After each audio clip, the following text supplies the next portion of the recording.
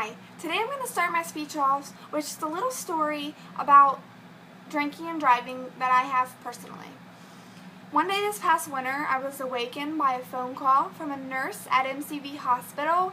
The nurse called to inform me that my mother had been in a drinking and driving car accident. My mom broke a couple of bones in her face, and she also broke a couple of ribs, and she also cracked her sternum. She was in the hospital for about 3 weeks, and she had her jaw wired shut for about 7 weeks. She also has metal in her chin. She still has problems chewing, and she says to me that she can't feel the right side of her mouth.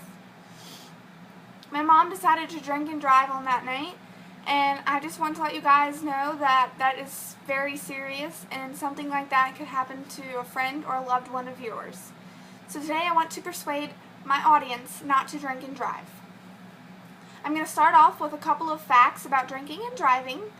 Both of these facts I got from Life Tips 2013. One person's killed every half hour due to drunk driving, and each year approximately 16,000 are killed in alcohol-related crashes. There are many reasons why people should not drink and drive, but the most important reasons are because it's illegal, you can lose your license, and it can also kill you or others. Every single injury and death related to drunk driving is totally preventable. Great progress has occurred, although impaired driving remains a serious national problem that tragically affects many victims annually. Most drivers who've had something to drink have a low blood alcohol concentration and fewer involved in fatal crashes. On the other hand, while only a few drivers have blood alcohol concentrations higher than 0.15, a much higher proportion of those drivers are involved in fatal crashes. The average blood alcohol concentration among fatally injured drivers is 16. Drunk driving, just like most other social problems, resists simple solutions. However, there are a number of actions, each of which can contribute toward a reduction of the problem.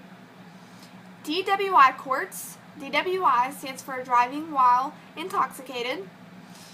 Those courts have proven effective in reducing the crime of drunken driving. Such courts address the problem of hardcore repeat offenders by treating alcohol addiction or alcoholism. Automatic license revocation appears to be the single most effective measure to reduce drunk driving. Automatic license revocation, along with mandatory jail sentence, appears to be more effective. Mandating the installation of interlock devices that prevent intoxicated persons from starting a vehicle.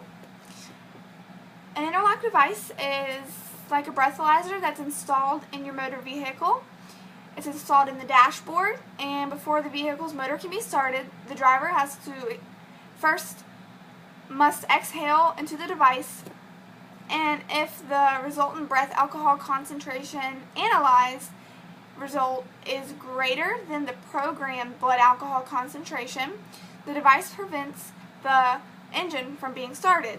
I think that's a great way to prevent drinking and driving, and I believe that if you're a repeated offender for drinking and driving, they will install the interlock device into your motor vehicle. Please do not ever drink and drive. If you or someone has had too much to drink, stop them. If you know a friend or if you know someone at a party, stop them from drinking and driving. Do whatever you have to not let them drink and drive. Report drivers that may be drunk so you can save their lives or you can save other lives as well. Also, saving your life.